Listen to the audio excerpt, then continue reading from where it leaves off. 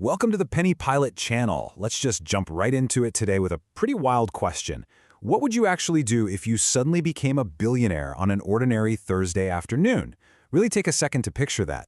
And hey, while you've got that fantasy playing in your head, take a quick moment to like, share, and subscribe to Penny Pilot so we can keep bringing you these deep dive explainers. Today we're exploring a truly fascinating first-hand account of a massive financial windfall and the completely unexpected psychological reality that comes right after it. So when we think about suddenly coming into vast wealth, we almost always picture this big cinematic fantasy, right? We imagine confetti falling from the ceiling, popping expensive champagne, just this overwhelming feeling of complete invincibility. But when I read the first-hand account we're unpacking today, it painted a strangely anticlimactic reality. Instead of a grand celebration, our subject describes standing in his kitchen at 2:47 in the afternoon, holding a phone with exactly 1 bar of signal. After reading this massive number on the screen 3 times, what does he actually do? He just sets the phone down and washes a glass that was already clean. That grand feeling he had been running toward his entire life, it simply didn't show up. Think about the sheer scale of this windfall. We're not talking about a modest payout here. The exact number that cleared in the bank account was $2.9 billion. That's a number so incredibly staggering that the human brain simply refuses to accept it as real. Our source notes that when the wire cleared, his brain literally lacked the mental architecture to process a figure that large. He had seen $800,000 in his account before. He had even seen $4 million. But $2.9 billion? It just felt like an abstract concept rather than actual reality. To really grasp why this moment felt so incredibly surreal, we have to travel back in time a bit. We need to look at his working-class childhood in Gary, Indiana. That's where the invisible engine of his financial anxiety first started running. His father drove a refrigerated delivery truck for a grocery chain. He'd wake up at 4:30 in the morning and come home every day smelling like diesel fuel. His mother worked the front desk at a chiropractic office for exactly 26 hours a week. Why 26? Because that was just under the threshold that would require the employer to provide health benefits. In this household, money was never openly discussed. Instead, there was just this permanent low hum of financial stress, a constant background frequency of never having quite enough. That environment created a very specific, unspoken family system for surviving. When you're dealing with a mortgage that's 3 years underwater, the family runs on strict, quiet rules. Rent was paid exactly on the due date, never early, because the 11 days the money sat in the checking account earned just a tiny, tiny bit of interest. Credit cards were paid to zero every single month, because debt was viewed as a dangerous thing that grows when you aren't looking. And grocery shopping? That happened precisely on Wednesdays. His mother knew exactly which markdowns hit on which days at the local stores. It was honestly a masterclass in survival, absorbed quietly by an 11-year-old boy. The massive turning point for him happened at 16 years old. After watching his hardworking father get passed over for a promotion in favor of someone who just had family connections, a profound realization hit him.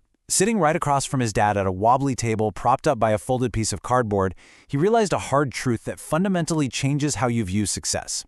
The ceiling your family keeps running into isn't made of talent or effort or character. It's made of access. He realized that success required knowing which hidden doors existed before you even needed to walk through them. And right then and there, he quietly decided he was going to learn exactly where those doors were. That single decision sparked a totally grueling decade of building a logistics company. At 24 years old, he left his secure job to start the company with just $11,200 in savings. By year 3, the company found its footing and raised $800,000. But man, it was never easy. In year 6, he faced an agonizing 72-hour payroll crisis. You remember sitting in the dark at 11 o'clock at night, just waiting for bridge funding to clear so his employees could get paid. This relentless push continued for over a decade, culminating at age 35 and the massive acquisition for $2.9 billion. We so often romanticize success, but we really have to acknowledge the deep personal sacrifices required to keep a business like that alive. That decade was highly punishing on a personal level. At 28 years old, he lost a serious relationship. She ended it, and honestly, he couldn't even argue with her reasoning, because he simply wasn't present in her life.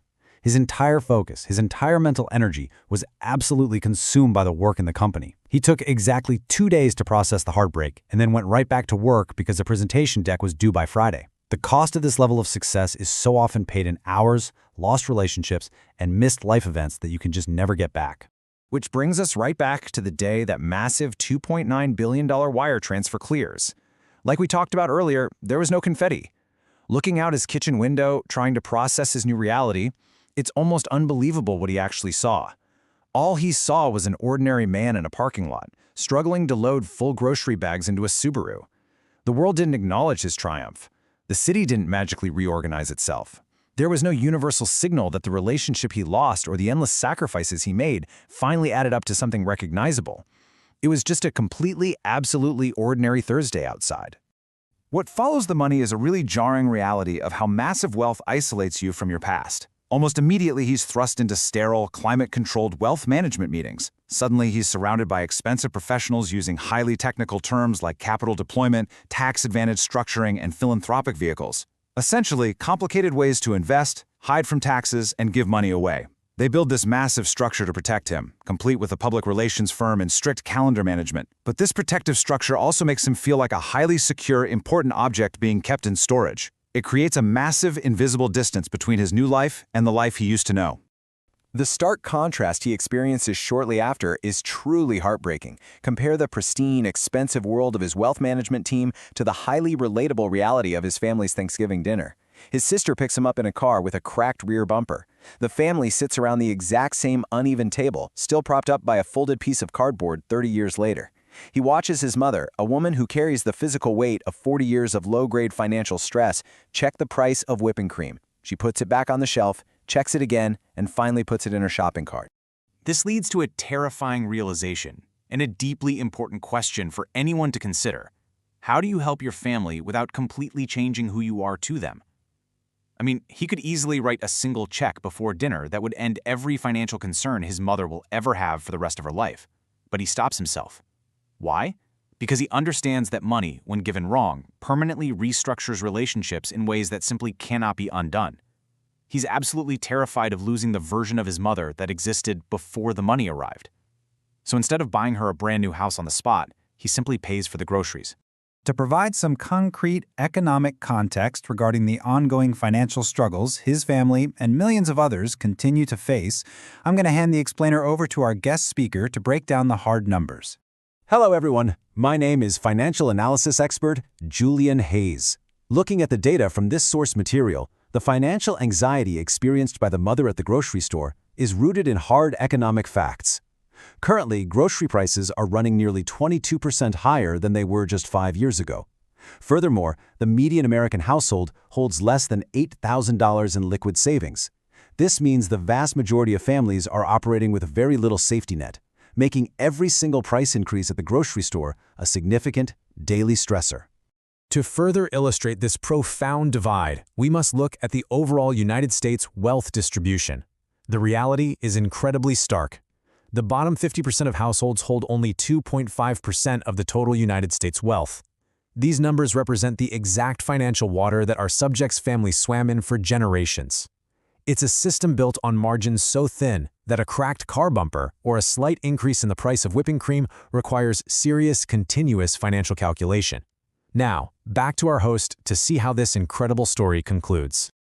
Thank you, financial analysis expert Julian Hayes.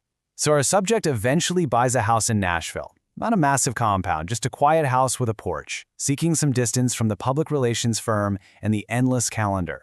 He sleeps for 8 hours for what feels like the first time in 10 years. He thinks he's finally made it to the peaceful other side, but the quiet only lasted about 6 weeks. Sitting on his porch one morning, he discovers that the internal engine of anxiety and ambition simply refuses to shut down. His mind is already scanning for inefficiencies and new business gaps without even opening a laptop. The engine, he realizes, was never actually running on money. The money was really just the metric, the proof that the engine was working. But the true legacy of this grueling decade is profoundly beautiful. He realized, you aren't building for survival anymore. You are building for the starting line. By enduring all of this, he made an irreversible structural change to his family's baseline.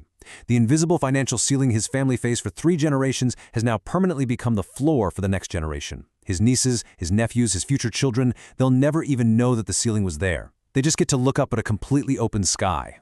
But that leaves our subject in a deeply complicated, lonely place. He has completely and permanently solved the financial problem. But the wound that drove him there, the anger of a 16-year-old at a wobbly table, is the exact same wound that won't let him rest today. So we end our explainer today with a profound thought for you to ponder long after this program ends. What happens when you completely solve the financial problem but the internal engine still will not turn off? He gave his family the open sky, but he still feels the ceiling above his own head. Thank you so much for joining us on Penny Pilot.